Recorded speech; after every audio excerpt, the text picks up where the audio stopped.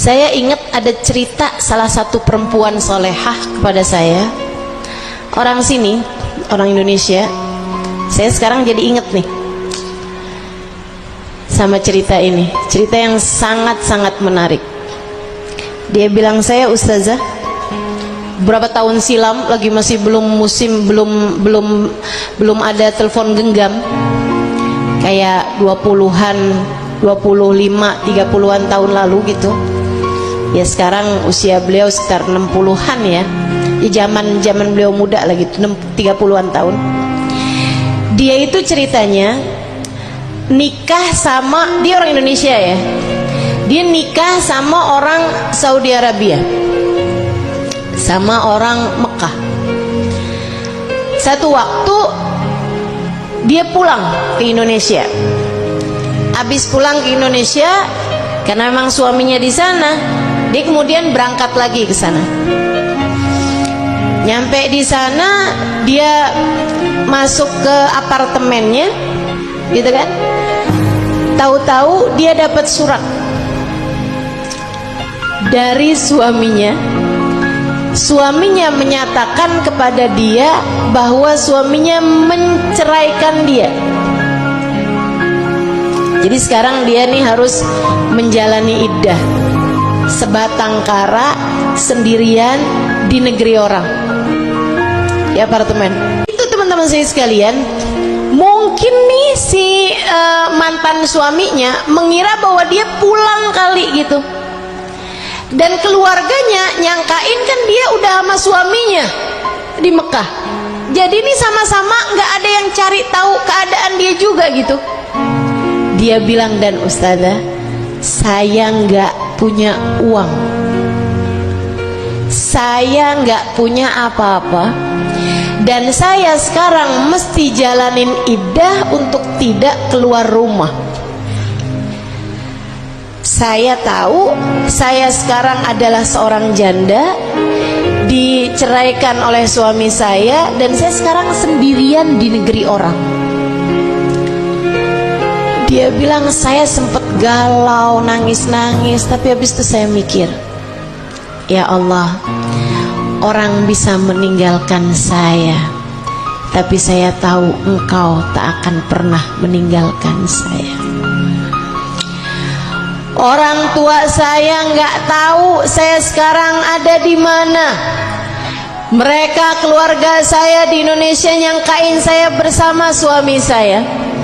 Suami saya mantan ya, dia nyangkain saya pulang kembali ke negeri saya. Dia bilang, sekarang ini saya sendirian, akan tetapi saya tahu ya Allah, Engkau tahu keberadaan saya.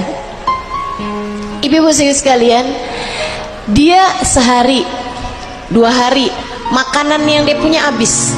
Dia udah sempat beli gitu ya, dengan sisa uang yang dia punya, terus habis itu habis. Hari besoknya itu dia udah bener-bener nggak punya makanan, nggak punya apa-apa, dan dia tahu orang iddah harus ada di dalam rumah. Jadi dia pun sendirian. Apa yang dia lakukan?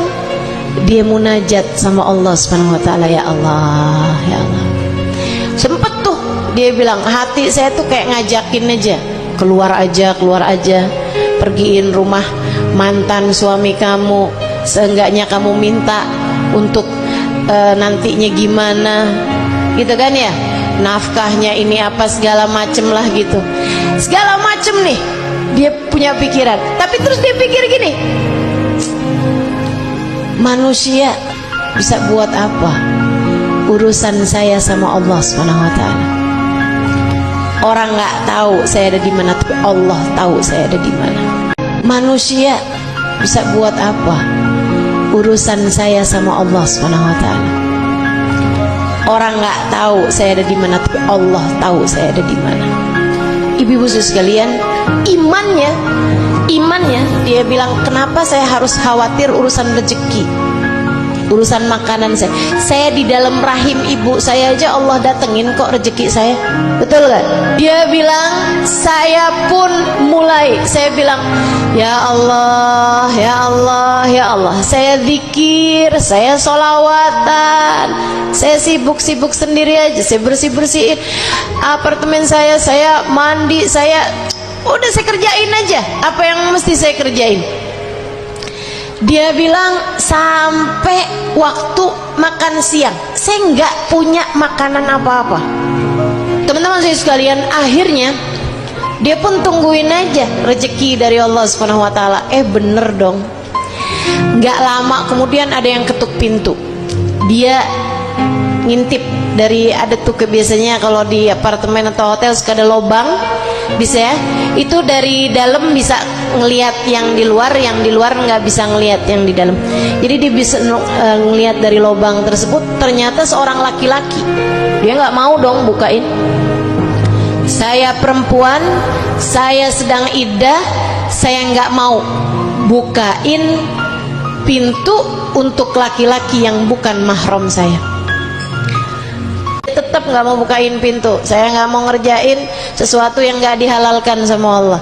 Saya mau menjaga diri, saya nggak mau ketemu sama laki-laki yang bukan mahram saya.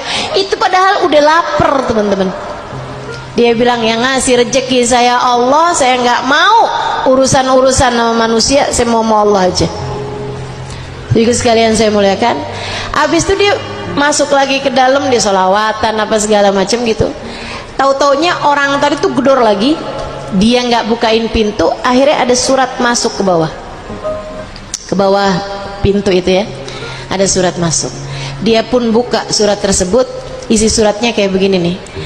Maafkan saya, tapi saya ini adalah seseorang yang tinggal di atas apartemen kamu.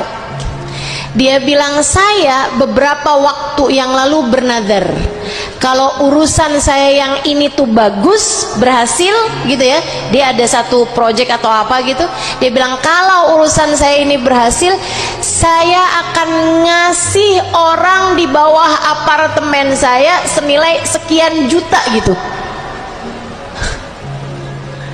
Cara Allah ngasih rezeki sama hambanya itu emang luar biasa, teman-teman, luar biasa. Maka yang harus kamu angkat itu emang keraguannya masalah.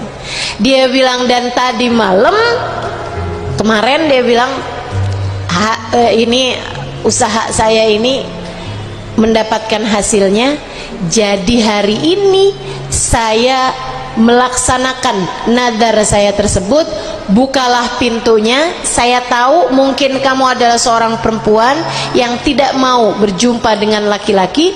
Dia bilang, saya taruh semuanya di depan pintu rumahmu, terima kasih, dan saya sudah melaksanakan nadar saya. Wassalamualaikum warahmatullahi wabarakatuh. Dia buka, teman-teman, pintunya itu semua bekal makanan dari beras, daging, semuanya ada di depan pintu rumahnya, termasuk uang dalam nilai jutaan rupiah gitu ya, tapi itu pakai uang real itu kan, gitu, di dalam amplop di depan pintu kamarnya.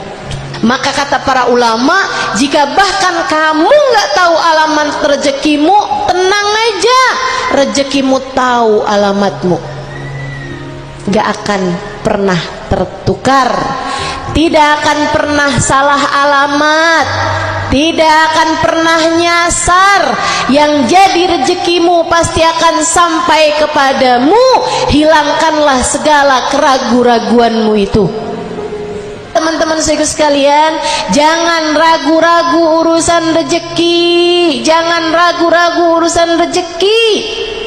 Nilaimu ada pada keimananmu kepada Allah. Yakinlah saja bahwa Allah Subhanahu wa ta'ala adalah sang pemberi.